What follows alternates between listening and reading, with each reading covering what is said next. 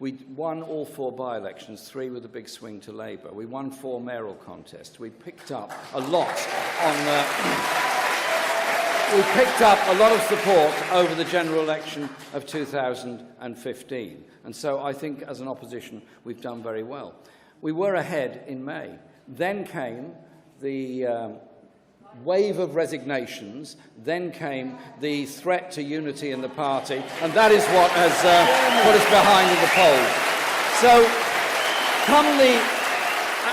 I honestly believe that come the end of this contest, you and I are going to be able to work together in Parliament in order to put forward a decent anti-austerity strategy, even stronger than we've been able to mount so far, because the party, I hope, will unite around an economic strategy which is about investment to protect and create jobs, which is about showing just exactly what the Tories are about. And that way, we can use this massive membership we've got to defeat the Tories and win a general election.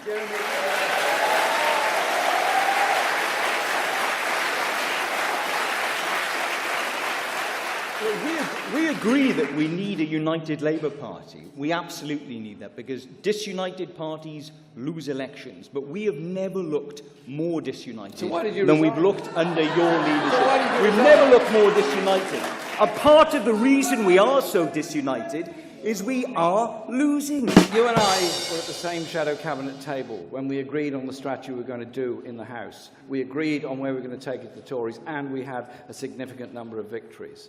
And we did defeat the Tories in the May elections. I wished it had been by more, but we were ahead of them at the end of it. And the party is growing massively in membership. That must show something.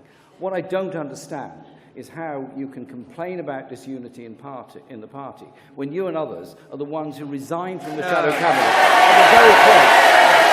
at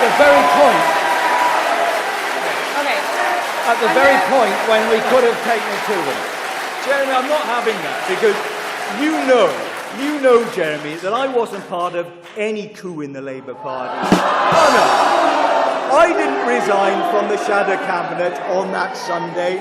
I went Can you to please, see we want to hear Jeremy. from the candidates, I and in went fairness to to see you, those. Jeremy, and you know that I came to see you to say, not can I resign, but to say, how do we get out of this problem? When Labour MPs decide collectively, or a small number of them decide collectively not to do something and refuse to turn up to a debate on the economy, for example, because it was opened by John McDonnell, that's silly, childish behaviour. Their duty is to be out there putting it to the Tories.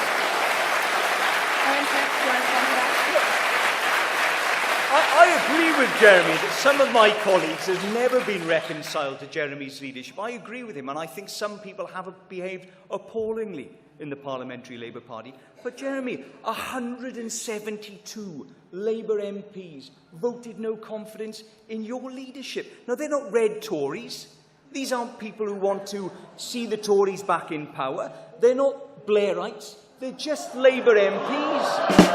No, they're just Labour MPs, Jeremy. And this sort of abuse, this sort of assumption that just because they're not confident in you as our leader, they're anti-Labour, they're red Tories, it cannot be allowed to continue. We can't have this sort of ugly dialogue in the Labour Party. I'm the last one to do an ugly dialogue with anybody, quite honestly.